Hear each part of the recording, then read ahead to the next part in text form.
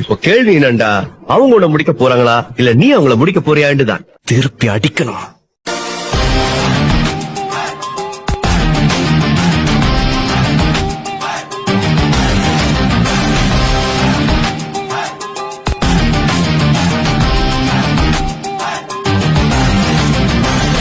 கடவுள் ஜாசரனை சும்மா விட மாட்டாரு. உனக்கு இருக்கிறதுலே கொடூரமான சாபம் கொடுப்பாரு. அதுக்காக தான் காத்துட்டு இருக்கேன். நீயே மேல போய் சொல்ல.